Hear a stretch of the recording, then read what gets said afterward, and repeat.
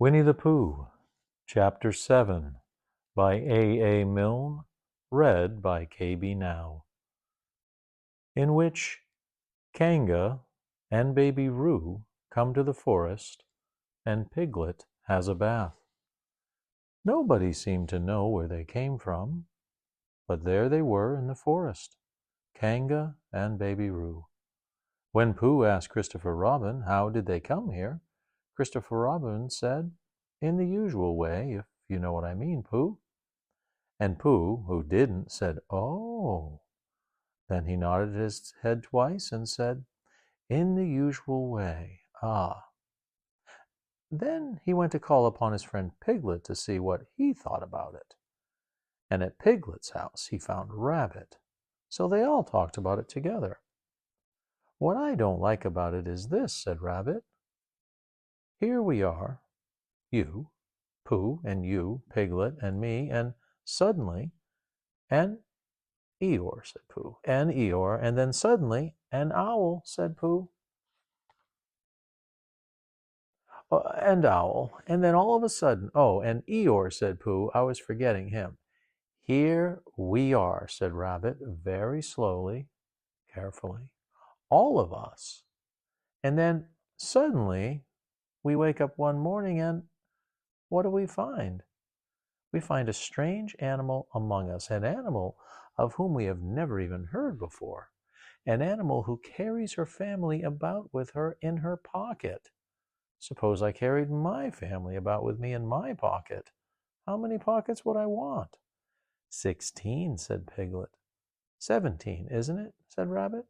"And one more for a handkerchief? That's 18. 18 pockets in one suit." "I haven't time." There was a long and thoughtful silence, and then Pooh, who had been frowning very hard for some minutes, said, "I make it 15. "What?" said Rabbit. 15. 15 what? "Your family." "What about them?" Pooh rubbed his nose, and said that he thought Rabbit had been talking about his family. "Did I?" said Rabbit carelessly. "Yes, you said—" "Never mind, Pooh," said Piglet impatiently. "The question is, what are we to do about Kanga?" "Oh, I see," said Pooh. "The best way," said Rabbit, "would be this. The best way would be to steal Baby Roo and hide him. And then when Kanga says, 'Where's Baby Roo?' we say, 'Aha!'" "Aha!" said Pooh, practicing. "Aha! Aha! Of course," he went on. "We could say 'Aha!' even if we hadn't stolen Baby Roo." "Pooh," said Rabbit kindly, "you haven't any brain." "I know," said Pooh humbly. "We say 'Aha!' so that Kanga knows that we know where Baby Roo is. Aha means, well, we'll tell you where Baby Roo is if you promise to go away from the forest and never come back. Now, don't talk while I think." Pooh went into a corner and tried saying "Aha!" in that sort of voice. Sometimes it seemed to him that it did mean what Rabbit said, and sometimes it seemed to him that it didn't. "I suppose it's just practice," he thought. "I wonder if Kanga will have to practice too, so as to understand it." "There's just one thing," said Piglet, fidgeting a bit. "I was talking to Christopher Robin, and he said that a Kanga was generally regarded as one of the fiercer animals. I'm not frightened of fiercer animals in the ordinary way, but it is well known that if one of the fiercer animals is deprived of its young, it becomes as fierce as two of the fiercer animals, in which case 'Aha!' is perhaps a foolish thing to say." "Piglet," said Rabbit, taking out a pencil and licking the end of it, "you haven't any pluck." "It is hard to be brave," said Piglet, sniffing slightly, "when you're only a very small animal."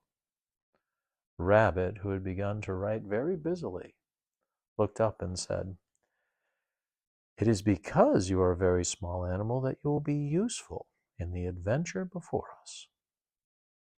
Piglet was so excited at the idea of being useful that he forgot to be frightened any more.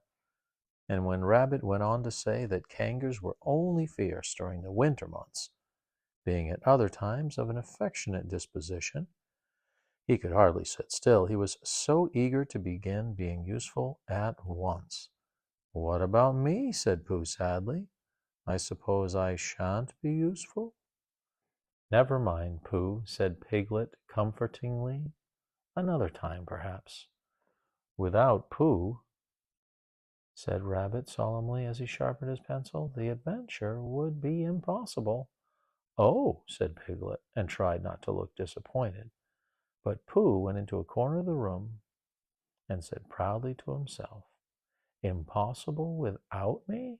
That sort of bear?" "Now listen, all of you," said Rabbit when he had finished writing. And Pooh and Piglet sat listening very eagerly with their mouths open. This was what Rabbit read out. Plan to capture Baby Roo. 1.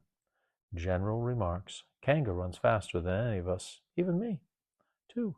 More general remarks. Kanga never takes her eye off Baby Roo except when he's safely buttoned up in her pocket. 3.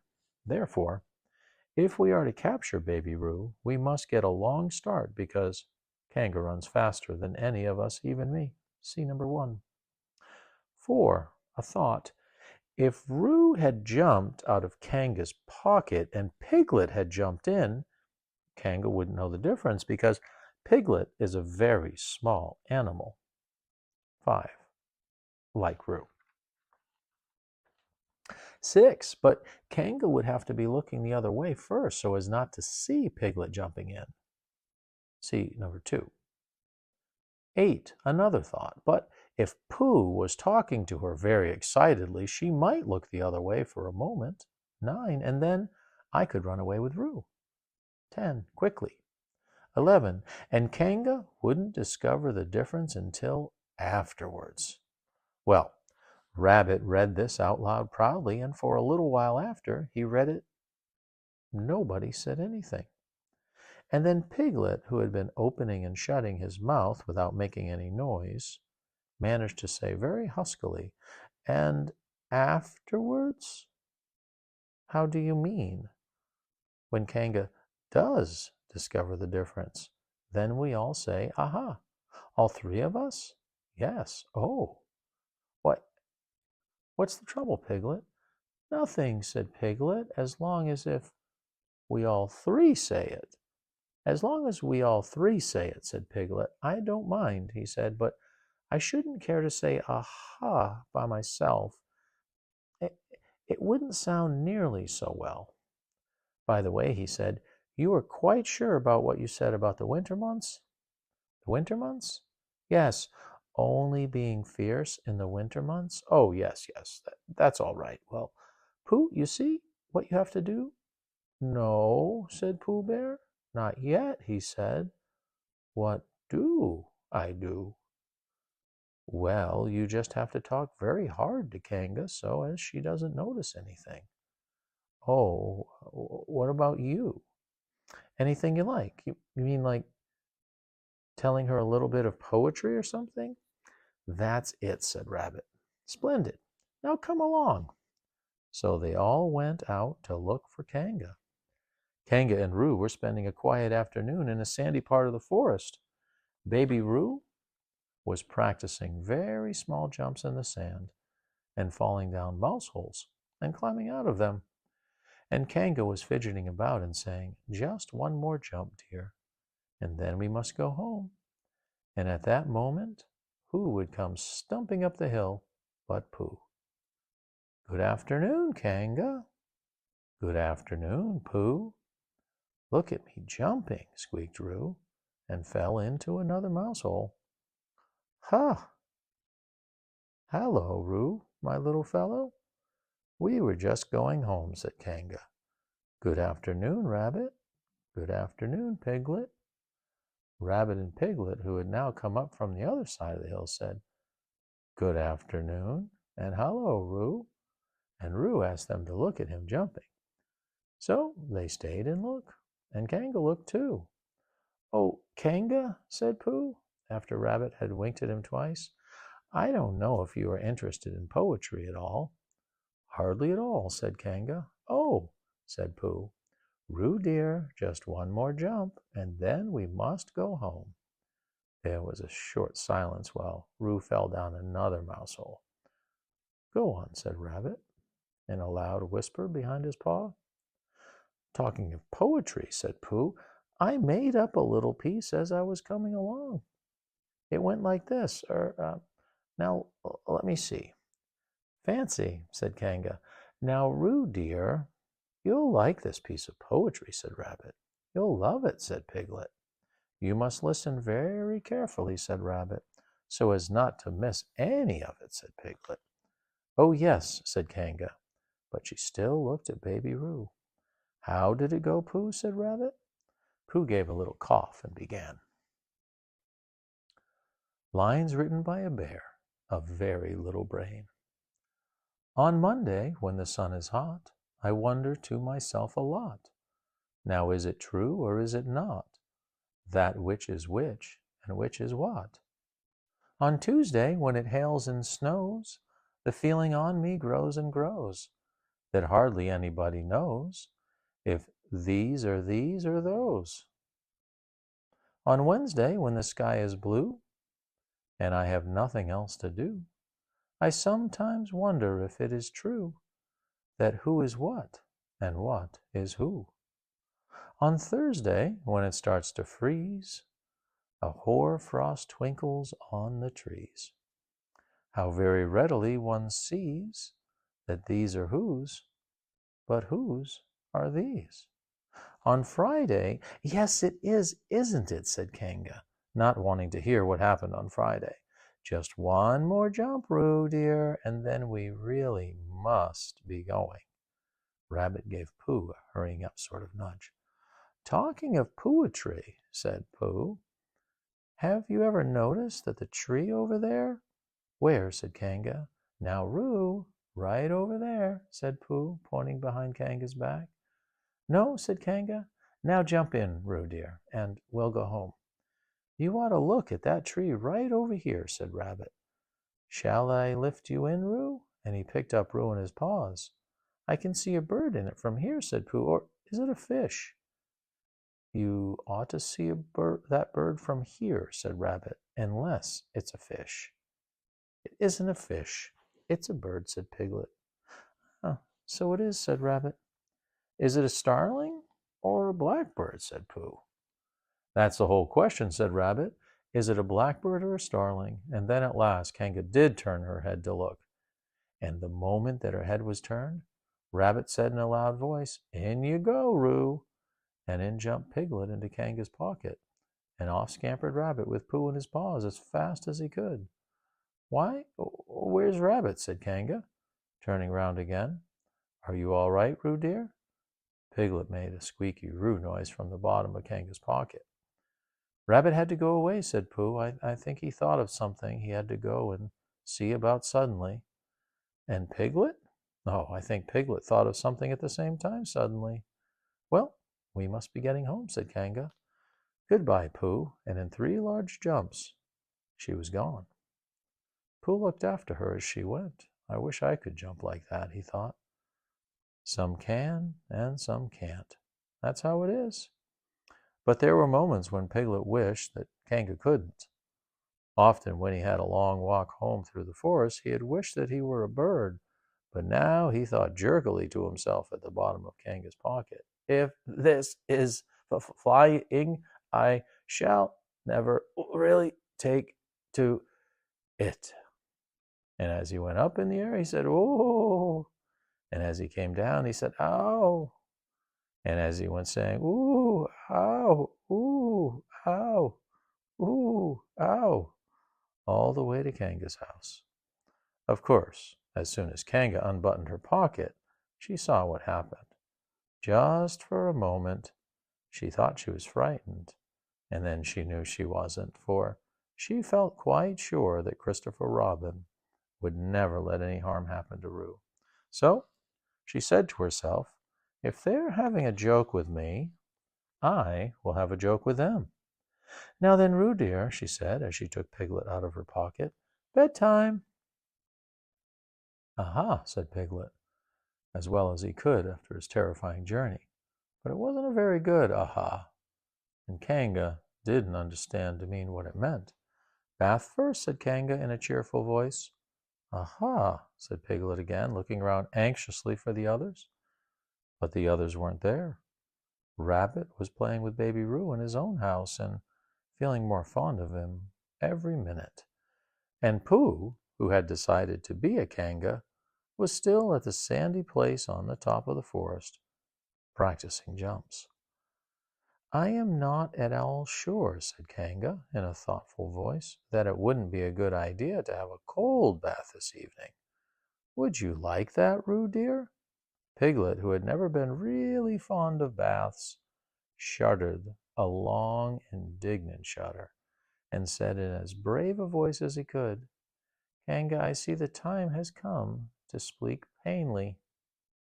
Funny little Roo, said Kanga, as she got the bath water ready. I am not Roo, said Piglet loudly. I am Piglet.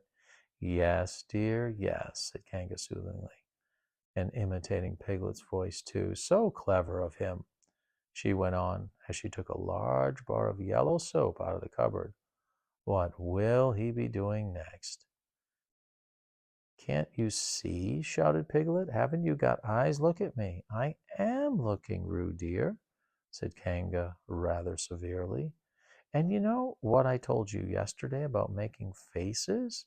If you go on making faces like piglets, you will grow up to look like Piglet. And then think how sorry you will be. Now then, into the bath, and don't let me have to speak to you about it again. Before he knew where he was, Piglet was in the bath, and Kanga was scrubbing him firmly with a large lathery flannel. Ow, cried Piglet. Let me out. I'm Piglet. Don't open your mouth, dear. The soap goes in, said Kanga. There, what did I tell you? You did it on purpose, spluttered Piglet as soon as he could speak again, and then accidentally had another mouthful of lathery flannel. That's right, dear. Don't say anything, said Kanga, and in another minute Piglet was out of the bath and being rubbed dry with a towel. Now, said Kanga, there's your medicine, and then bed. What medicine, said Piglet. To make you grow big and strong, dear. You don't want to grow up small and weak like Piglet, do you? Well then. At that moment there was a knock at the door. Come in, said Kanga, and in came Christopher Robin. Christopher Robin, Christopher Robin, cried Piglet. Tell Kanga who I am. She keeps saying I'm Roo. I'm not Roo, am I? Christopher Robin looked at him very carefully and shook his head. You can't be Roo, he said.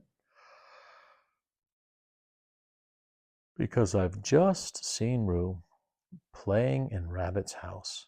Well, said Kanga, fancy that. Fancy my making a mistake like that. There you are, said Piglet. I told you so. I'm Piglet. Christopher Robin shook his head again. Oh, you're not Piglet, he said. I know Piglet well, and he's quite a different color. Piglet began to say that this was because he had just had a bath, and then he thought that perhaps he wouldn't say that. And as he opened his mouth to say something else, Kanga slipped the medicine spoon in and then patted him on the back and told him that it was really quite a nice taste when you got used to it. I knew it wasn't Piglet, said Kanga. I wonder who it can be. Perhaps it's some relation of Pooh's, said Christopher Robin. What about a nephew or an uncle or something? Kanga agreed that this was probably what it was and said that they would have to call it by some name. I shall call it Poohtell, said Christopher Robin. Henry Poodle, for short. And just when it was decided, Henry Poodle wriggled out of Kanga's arms and jumped to the ground. To his great joy, Christopher Robin had left the door open. Never had Henry Poodle Piglet run so fast as he ran. And he didn't stop running until he had got quite close to his house. But when he was 100 yards away, he stopped running. and rolled the rest of the way home so he could get his own nice, comfortable color again.